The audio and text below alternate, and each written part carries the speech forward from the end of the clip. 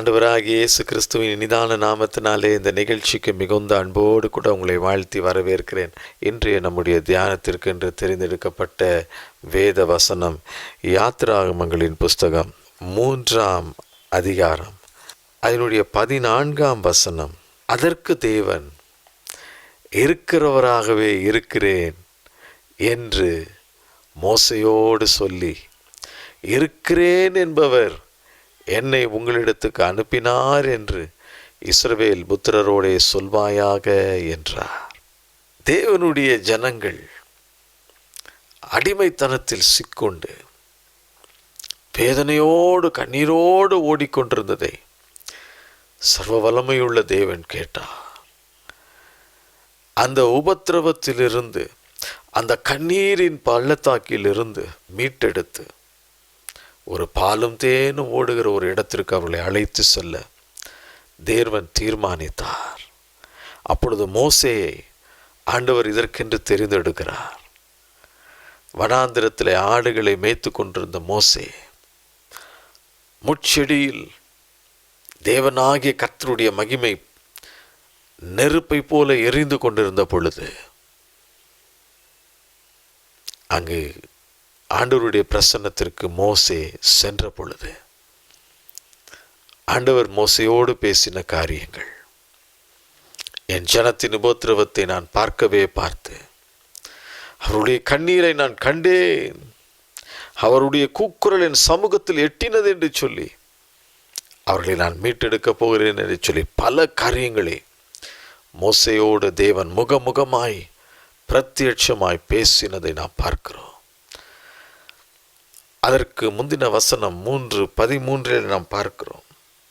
அப்பொழுது மோசே தேவனை நோக்கி, நான் இஸ்ரவேல் புத்திரரிடத்தில் போய் உங்கள் பிதாக்களுடைய தேவனாகிய கர்த்தர் என்னை அனுப்பினார் என்று அவர்களுக்கு சொல்லும் பொழுது அவருடைய நாமம் என்ன என்று அவர்கள் என்னிடத்தில் கேட்டால் நான் அவர்களுக்கு என்ன சொல்ல வேண்டும் என்று சொல்லி கேட்கிறார். அப்பொழுது ஆண்டவர் சொல்லுகிறார், இருக்கிறவராக இருக்கிறேன் என்று மோசேயோடு சொல்லுகிறார். இருக்கிறேன் என்பவர் என்னை உங்களிடத்திற்கு அனுப்பினார் என்று இஸ்ரவேல் புத்திரரோடு சொல்வாயாக என்று தேவனாகிய கர்த்தர் சொல்லுகிறதை நாம் பார்க்கிறோம். இருக்கிறவராக இருக்கிறேன் என்று சொல்லுகிற ஆண்டவர், இருக்கிறேன் என்று சொன்ன ஆண்டவர், எங்கும் பிரசன்னமாயிருந்து செயல்படும் தேவன் நம் தேவன். இதை நாம் அறிந்து கொள்ள வேண்டும் என்று சொல்லி அவர் இன்றைக்கும் விரும்புகிற கர்த்தராயிருக்கிறார். எந்த இடத்திலும் அவருடைய பிரசன்னத்தை நாம் ருசிக்க முடியும். ஒரே நேரத்தில் உலகத்தின் எந்த பகுதியில் இருந்தும் தேவனுடைய பிரசன்னத்தை, அவர் பிரசன்னத்திலிருந்து செயல்படும் விதத்தை நாம் கண்ணார காண முடியும். இதுதான் அவருடைய மகிமை. இருக்கிறவராக இருக்கிறேன், பூமி உண்டாவதற்கு முன்பாகவே இருக்கிறேன். ஆண்டவராகிய இயேசு கிறிஸ்து இந்த பூமிக்கு மனிதனாய் இறங்கி வந்த பொழுது தூதன் சொன்ன ஒரு காரியம் மத்தேயு எழுதின சுவிசேஷம் 1ஆம் அதிகாரம் 23ஆம் வசனத்தில் நாம் பார்க்கிறோம். அவருக்கு இம்மானுவேல் என்று பெயரிடுவார்கள். இம்மானுவேல் என்பதற்கு தேவன் நம்மோடு இருக்கிறார் என்று அர்த்தமா? இயேசு கிறிஸ்துவுக்கு இம்மானுவேல் என்று பெயரிடுகிறார்கள். அதற்கு தேவன் நம்மோடு இருக்கிறார் என்று அர்த்தம். இருக்கிறவராக இருக்கிற கர்த்தர், இருக்கிறவராக இருக்கிறவர், அவர் நம்மோடு இருக்க விரும்புகிற தேவனாயிருக்கிறார். ஆகவேதான் முதல் மனிதனாகிய ஆதாமும் ஏவாளும் அவர்களுக்கு குறிக்கப்பட்ட அந்த தோட்டத்திலே இருக்கும் பொழுது பகலின் குளிர்ச்சியான நேரத்திலே ஆண்டவர் அந்த இடத்துல இறங்கி வருவார். மனிதனோடு உலாவிக் கொண்டிருந்தார்.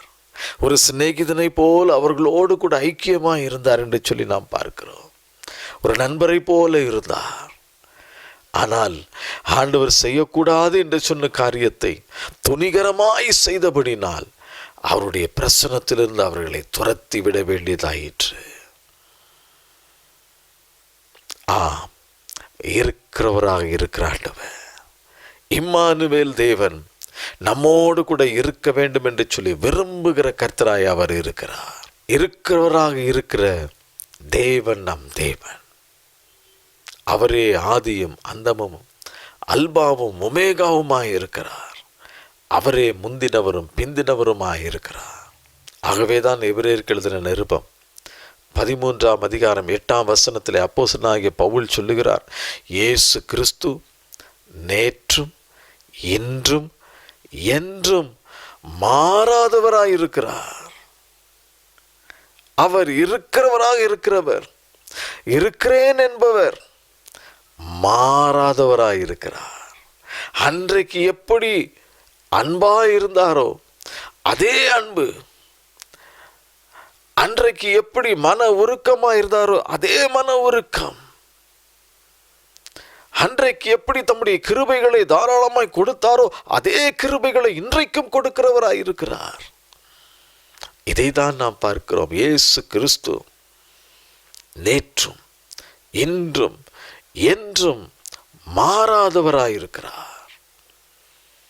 மனிதர்கள் மாறி போவார்கள்.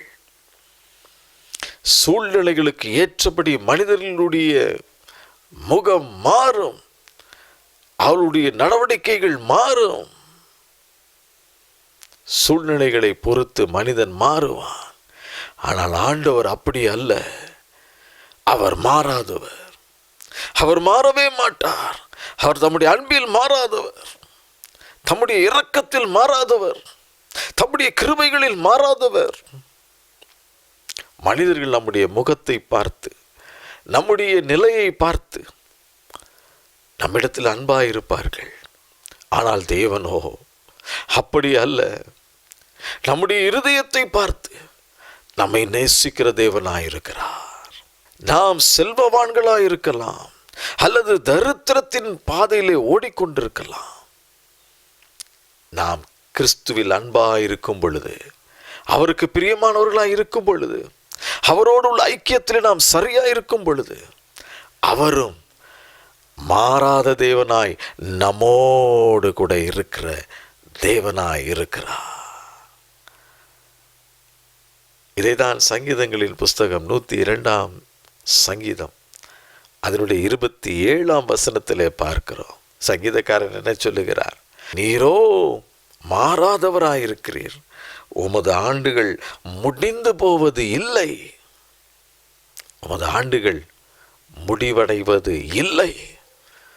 நீர் இருக்கிறவராக இருக்கிறீர், உமது ஆண்டுகள் ஒரு நாளும் முடியாது. மாறாதவராயிருக்கிறீர், மகத்துவமுள்ளவராயிருக்கிறீர், நேற்றும் இன்றும் என்றும் ஒரே போல இருக்கிறீர். உம்முடைய வல்லமையிலே, உம்முடைய மகத்துவத்திலே நீர் மாறாதவர், உம்முடைய மகிமையில் நீர் மாறாதவர், உம்முடைய வல்லமையில் மாறாதவர். எபிரேயருக்கு எழுதின நிருபம் 1ஆம் அதிகாரம் 10, 11, 12 நாம் பார்க்கிறோம். கர்த்தாவே, நீர் ஆதியிலே பூமியை அஸ்திபாரப்படுத்தினீர், வானங்கள் உம்முடைய கரத்தின் கிரியைகளாயிருக்கிறது, அவைகளும் அழிந்து போ. நீரோ நிலைத்திருப்பீர், அவைகளெல்லாம் வஸ்திரம் போல பழைமையாய்ப்போ. ஒரு சால்வையை போல அவைகளை நீர் சுருட்டுவீர், அப்பொழுது எல்லாம் மாறிப்போகும். நீரோ மாறாதவராயிருப்பீர், உம்முடைய ஆண்டுகள் முடிந்து போவது இல்லை. எவ்வளவு அழகாய் சொல்லப்பட்டிருக்கிறது. ஆண்டவருடைய படைப்பாகிய வானமும் பூமியும் கூட ஒரு நாள் ஒளிந்து போகுமா, வஸ்திரம் போல பழைமையாய் போகுமாம், அவைகளை ஒரு சால்வையை போல அவர் சுருட்டுவாராம். ஆனால் அவர் மாறாதவராயிருப்பார். அவைகளெல்லாம் ஒளிந்து போனாலும், அவைகளெல்லாம் அழிந்து நிர்மலமானாலும், நம் தேவன் மாறாத தேவனாயிருப்பார். பிரியமானவர்களே, அவருக்கு முடிவில்லை. அவருடைய ஆண்டுகள் முடிவடைவது இல்லை. இருக்கிறேன் என்பவர் என்னை உங்களிடத்திற்கு அனுப்பினார் என்று இஸ்ரவேல் புத்திரரோடு சொல் மோசே என்று சொல்லி தேவ மனிதனை அனுப்பினவர். மாறாதவர், ஒரு நாள் மாற மாட்டார். அவர் தம்முடைய வார்த்தையில் மாற மாட்டார். தம்முடைய வாக்குத்தத்தங்களில் உண்மை உள்ளவராயிருப்பார். வெளிப்படுத்தின விசேஷம் 1ஆம் அதிகாரம் அதனுடைய 8ஆம் வசனத்திலே நாம் பார்க்கிறோம். இருக்கிறவரும் இருந்தவரும் வருகிறவருமாகிய சர்வ வல்லமையுள்ள கர்த்தர், நான் அல்பாவும் ஒமேகாவும் ஆதியும் அந்தமுமாய் இருக்கிறேன் என்று திருவுளம் பற்றுகிறார். எத்தனை உண்மையான காரியம்! நம் ஆண்டவர் எப்படிப்பட்டவர்! அவரே ஆதியும் அவரே அந்தமும் அல்பாவும் ஒமேகாவும் முந்தினவரும் பிந்தினவருமாயிருக்கிறார்.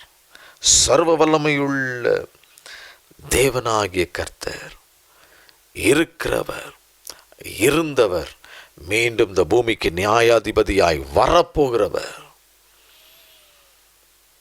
இவ்வளோ வல்லமையுள்ள மகிமையுள்ள தேவன் அவர் இந்த பூமிக்கு நியாயாதிபதியாய் வரப்போகிறார். பரிசுத்தம் உள்ளவன் இன்னும் பரிசுத்தமாகட்டும், நீதி செய்கிறவன் இன்னும் நீதி செய்யட்டும். இதோ சீக்கிரமாய் வருகிறேன், அவர் நம்மளுடைய கிரியைகளுக்கு ஏற்ற பலன் என்னோடு கூட வருகிறது என்று சொல்லி ஆண்டவர் திருவுளம் பற்றுகிறார். நேற்றும் இன்றும் என்றும் மாறாத தேவனாய் அவர் இருக்கிறார். அவருடைய மகிமை மாறாத மகிமை, அவருடைய வல்லமை மாறாத வல்லமை, நித்திய மாட்சிமை நிறைந்த கர்த்தர் அவர். யுகா யுகமாய் நாம் அவரோடு இருக்க வேண்டும் என்று சொல்லி விரும்புகிறவர். ஆகவேதான் இந்த பூமிக்கு மனிதனாய் இறங்கி வந்தார். தம்முடைய மாசற்ற இரத்தத்தை இந்த பூமியிலே மனிதர்களாகிய நமக்காக சிந்த கொடுத்தார். இயேசு கிறிஸ்துவின் இரத்தம் சகல பாவங்களையும் நீக்கி நம்மை கழுவி பரிசுத்தமாக்குகிறது. பிதாவாகிய தேவனோடு நமக்கு ஒரு ஒப்புரவாகுதலை உண்டாக்கி கொடுக்கிறது. பரிசுத்தத்திலும் தேவ நீதியிலும் நாம் பலமடைந்து ஓடும் பொழுது நாம் அந்த நித்திய இளைப்பாறுதலை, மோட்ச ராஜ்யத்தின் பாக்கியத்தை, அவருடைய வருகையிலே அவரை முகமுகமாய் காண்கிற ஸ்லாக்கியத்தை நாம் பெற்றுக்கொள்ளுகிறோம்.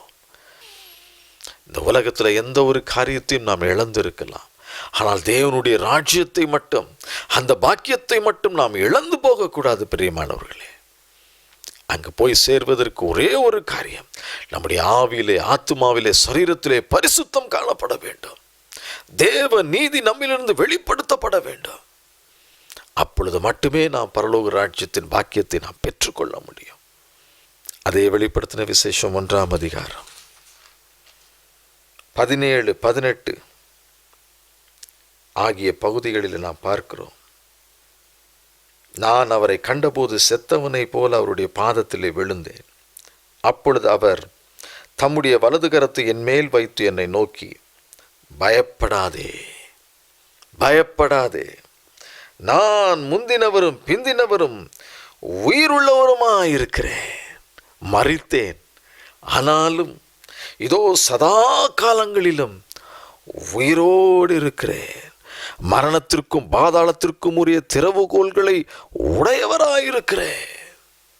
எவ்வளவு பராக்கிரமம் உள்ள தேவனாயிருக்கிறார்! எவ்வளவு வல்லமை நிறைந்த கர்த்தராயிருக்கிறார்! இருக்கிறவராக இருக்கிற ஆண்டவர் அவரே ஆதியும் அந்தமும் அல்பாவும் ஒமேகாவும் முந்தினவரும் பிந்தினவருமாயிருக்கிறார். தலைகளை தாழ்த்தி ஆண்டவருக்கு நம்மை ஒப்பு கொடுப்போமா? தகப்பனே, இப்பொழுது உம்முடைய வார்த்தைகளுக்கு கீழ்ப்படிந்து எங்களை தாழ்த்தி உம்முடைய கரத்தில் அர்ப்பணிக்கிறோம் என்று சொல்லி யார் யாருமே நோக்கி பார்க்கிறார்களோ கர்த்தர் அவர்களை கண்ணோக்கி பாருங்கப்பா. உம்மிடத்தில் அறிக்கை செய்து பாவங்களை அறிக்கை செய்து விட்டு விடுகிற ஒவ்வொருவரையும் கர்த்தர் கனம் பண்ணி ஆசீர்வதிங்க. மரணத்திற்கும் பாதாளத்திற்கும் உள்ள திறவுகோல்களை வைத்திருக்கிற என் தெய்வமே, என்னோடு சேர்ந்து ஜெபித்த ஒவ்வொருவரும் உடைய ராஜ்யத்தில் பங்கடையத்தக்கதாக பரிசுத்தத்திலும் தேவ நீதியிலும் பலப்பட கிருபை தாரும். உடைய ராஜ்யத்திற்கு ஆயத்தப்படுத்தும். இயேசுவின் நாமத்தில் கேட்கிறோம் பிதாவே, ஆமென். கர்த்தர் தாமே உங்களை ஆசீர்வதிப்பாராக. ஆமென்.